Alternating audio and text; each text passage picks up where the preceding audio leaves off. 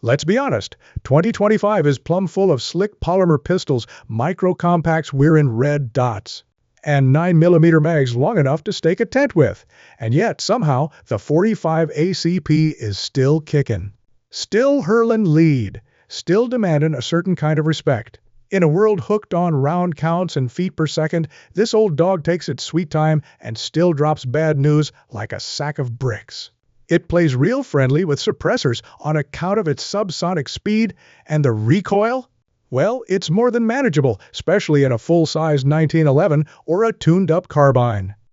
This round's packing a backstory loaded with battlefield grit, a few boneheaded ideas, and some oddball combos that'll have you scratching your head. It dang near started out as a revolver round. It's made the rounds in trench warfare and gangster reels. It's been stretched, chopped, hot-rodded, and shoved into just about everything from Tommy guns to lever actions. And wouldn't you know it, folks keep coming back to it. Why's that? 'Cause there's history in it. There's trust. And there's a kind of deep-down satisfaction that comes from chucking a fat 230-grain slug that's been ending fights since before your granddad ever pulled on a pair of boots. While the rest of the shooting world chases after the latest plastic miracle, the 45 ACP just keeps on keeping on finishing what it starts. And doing it with a touch of old-school swagger. So before you go writing it off as some relic from the past, hang tight. The 45's still got a few tails left in the chamber, and even the salty old-timers might learn something they didn't know. When most folks think of the 45 ACP, they see a 1911, or maybe some chunky Glock sitting on the nightstand. What they ain't expecting is a shoulder-fired rifle-tossing fat pistol rounds downrange. But sure as the wind howls through a cottonwood draw, it's a real thing. And it runs a whole lot better than you'd guess. Enter the Marlin Camp Carbine, a cult favorite born back in the 1980s and 90s. Came in both 9mm and 45, but that 45 version won folks over quick. Why's that? Well, it took plain old 1911 mags, ran a dead simple blowback system, sported real wood furniture, and had just enough character to make you grin from ear to ear. It made for a great home defense piece, a solid truck gun, or just something fun to burn through ammo and knock soda cans around at the range. But some folks didn't stop there. The real die-hard tinkerers took it a step further and started converting Marlin 1894 lever actions to run 45 ACP. That's right, a cowboy rifle slinging a rimless semi-auto pistol round. That's like stuffing a V8 into a go-kart.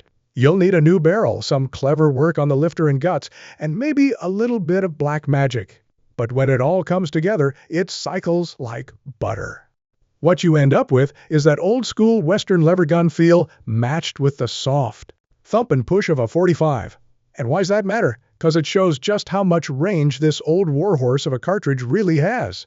Whether you're plinking, guarding the homestead, or cobbling together a just-because Franken gun, the 45 ACP doesn't just work, it shines. Sure, it ain't the most common rig out there, but it's a solid reminder that the old ways still got some tricks left.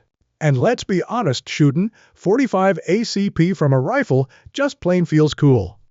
All right, let's dive into one of the oddest but most slept-on uses for the 45 ACP ratshot. Yep, you heard right. We're taking a big, heavy fight-stopping slug and turning it into a critter control round.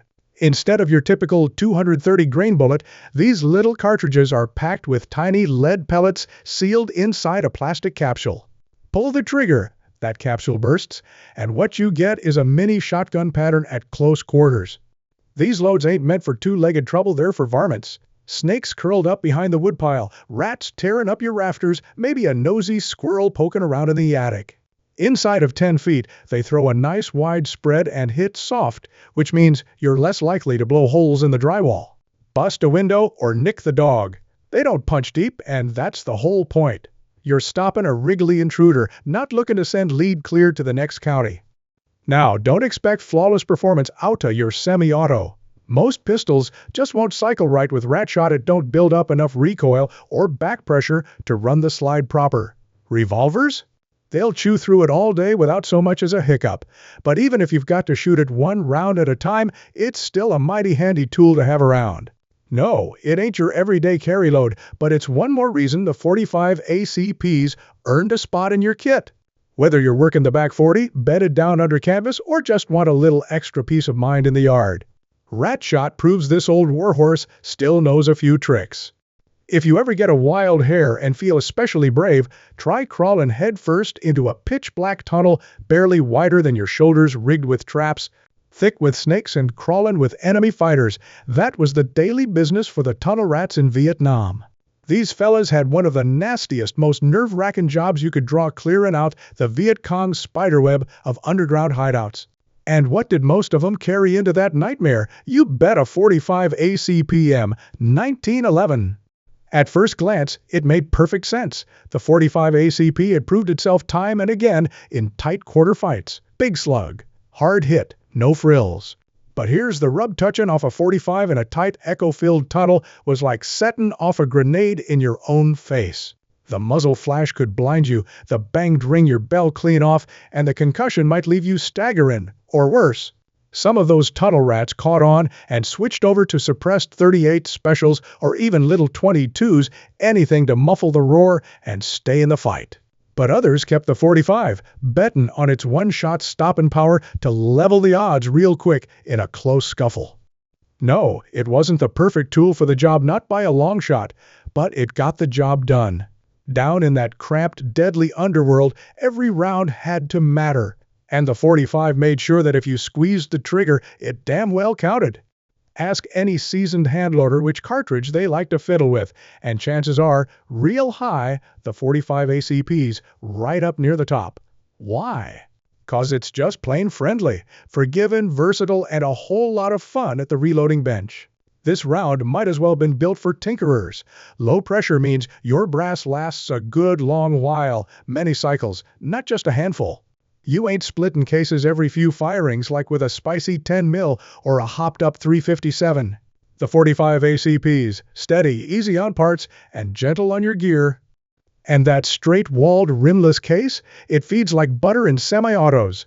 Fewer jams, less fuss, and more time just enjoying your shooting day. Bullet weights? Take your pick. You can load up light 155 grain screamers or go with the trusty 230 grain hardball and everything in between. Whether you're crafting match-grade ammo, stacking up defensive loads, or building quiet as a whisper rounds for a suppressed rig, the 45 ACP plays along with just about any plan you've got in mind. Speaking of quiet, most 45 ACP loads are already subsonic, which makes them perfect for suppressors. That means you can cook up your own whisper rounds and still keep serious punch on target.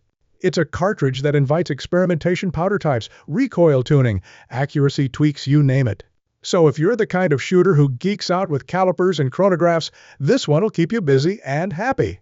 The 45 ACP isn't just a shooter's favorite, it's a reloader's playground. Now, if the 45 ever had a true rock star phase, it was during the submachine gun era. And boy, did it shine. Let's start with the big dog, the Thompson submachine gun, better known as the Tommy gun. Originally designed for trench fighting in World War I, it showed up too late for that war, but found a second life in the roaring 20s. Gangsters loved it, so did lawmen. And soon enough, so did U.S. troops heading into World War II. Chambered in 45 ACP, the Thompson fired full auto and hit like a hammer. Sure, it was heavy, expensive, and a little temperamental, but when it was running in the hands of a soldier or a streetwise bootlegger, it was pure business. Then came the low-rent cousin, the M3 grease gun, rolled out during World War II as a cheap, stripped-down alternative to the Thompson. The grease gun had a slower rate of fire and looked like something you'd pull out from under a car. But what it lacked in polish, it made up for in practicality. Rugged, compact, and easy to run, it excelled in tight quarters, whether inside a tank or deep in the jungle. Troops liked how manageable it was, and when it was chambered in 45 ACP, it had serious bite at close range. Fast forward to the 1970s, and you get the Mac-10, a fire hose of 45 ACP stuffed into a micro-sized machine pistol. Fast? Ridiculous? Loud? Oh yeah. Hard to control? You bet, but undeniably fun and brutally effective in close quarters. That legacy didn't stop there. These days, it lives on in the Chris Vector, a futuristic platform with a funky recoil system that redirects force downward. It makes the 45 feel smooth even in fast strings. From bootleggers to battlefields to bleeding-edge designs, 45 ACP subguns prove one thing: it's a heavy hitter that was born to shred. All right, let's shift gears to a bold idea that just never quite caught fire: the 45 gap. Short for Glock Auto Pistol. Back in 2003, Glock and Speer teamed up to build a new cartridge with a clear goal: deliver 45 ACP power, but in a smaller grip frame. Sounded smart. You'd get big bore stopping power without needing a grip that feels like holding a cinder block. And for a while, it looked like it might catch on. Glock released the G37, G38, and G39, each designed around the 45 GAPP. Some law enforcement agencies picked it up, especially departments where a smaller grip helped accommodate more officers. But while the idea worked on paper, the market had other plans. First problem with the 45 GAP: ammo availability. While 45 ACP is just about everywhere, probably sitting in every granddad's gun safe from Havre to Homer, the GAP has always been tough to track down. And when you could find it, it usually cost more. Then add the fact that gunmakers started figuring out how to slim down 45 ACP pistols anyway. And suddenly the gap didn't seem all that necessary. In the end, most agencies that adopted it ended up switching back to standard calibers like 9mm or 40S and W, cheaper, easier to find, and plenty effective. These days, the 45 GAP is more of a collector's curiosity than a go-to-carry round. Not quite a flop, but definitely proof that messing with a classic doesn't always end well. The moral of the story? You can't always shrink greatness. The 45 ACP might be a little chunky, but it works. And sometimes that's what matters most. Now, if you think the 45 ACP is just a slow, lumbering dinosaur of a round, let me introduce you to its jacked-up cousins. Over the years, ammo makers and mad scientist handloaders have taken the 45 platform and cranked it to 11. The results? Some seriously spicy variants. First up, there's the 45 Super. It's got the same external dimensions as standard 45 ACP, but the case is beefed up to handle higher pressure. Drop it into a properly upgraded 1911 or Glock think heavier recoil spring. Ramped barrel, maybe a flat bottom firing pin stop, and you're looking at over 1,100 feet per second with a 230 grain slug. That's legit Magnum level energy without jumping to a wheel gun. But if you're ready to go full wildman, there's the 460 Roland. This one stretches the case just enough that it won't chamber in a standard 45.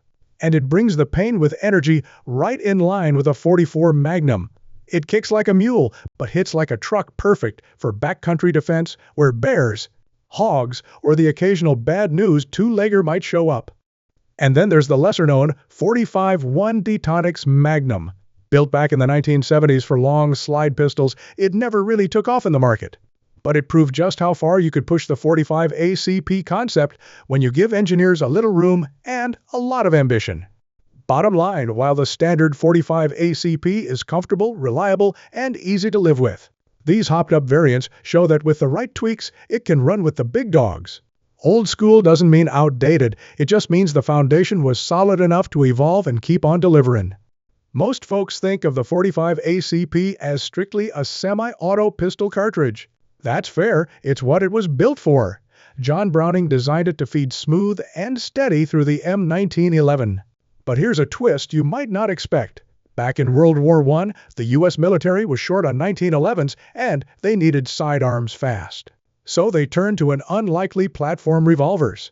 Colt and Smith & Wesson were asked to adapt their large frame revolvers to chamber the 45 ACP. Sounds like a bad idea, right?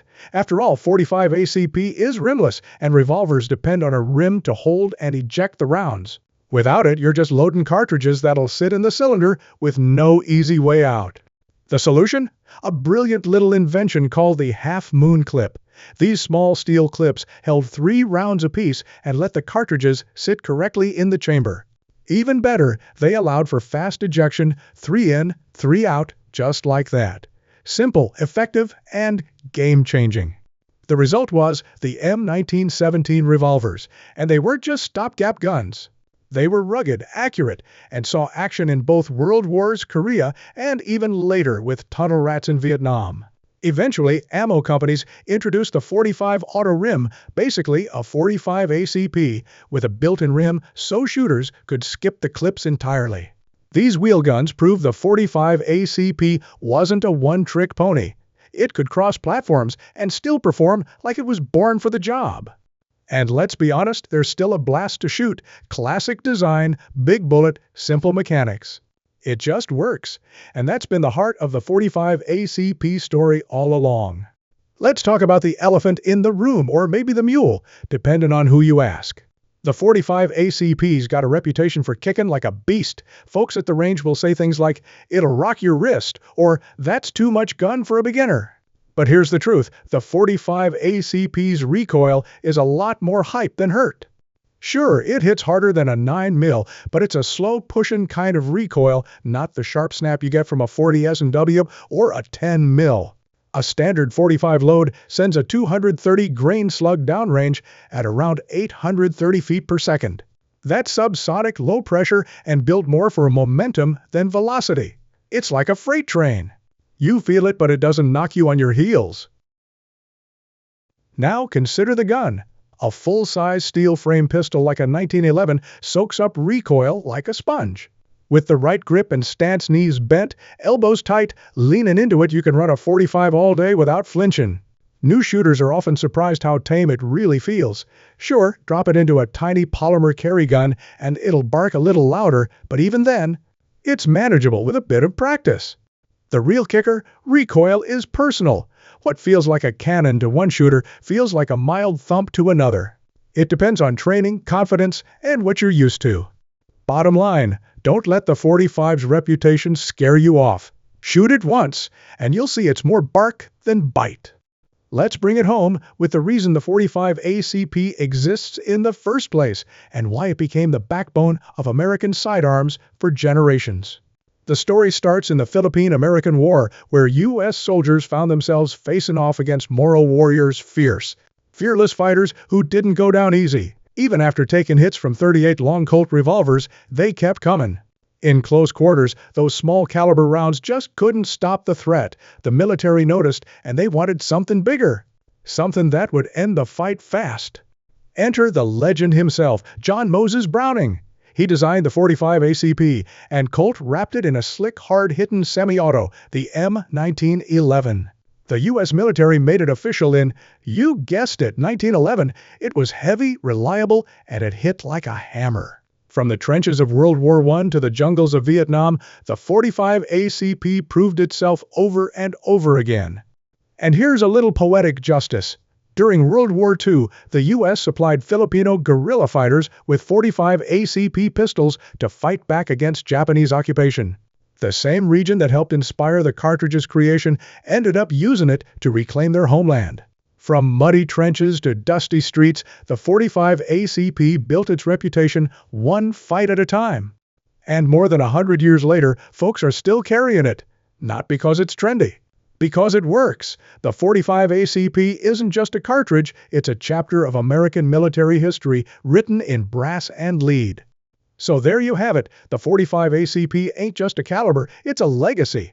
It's been hot-rodded, suppressed, stuffed into revolvers and rifles, turned into snake shot and backcountry bear loads, and it's still riding high more than a century later.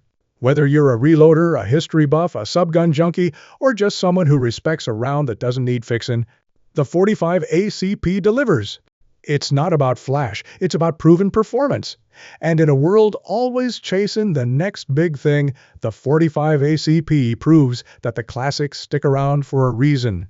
Got a favorite 45 ACP fact, firearm, or memory? Drop it in the comments, we'd love to hear your story. And while you're at it, give this a like, share it with your crew, and hit that subscribe button for more deep dives into the rounds and rifles that shaped history. Stay sharp, stay safe, and until next time, lock and load.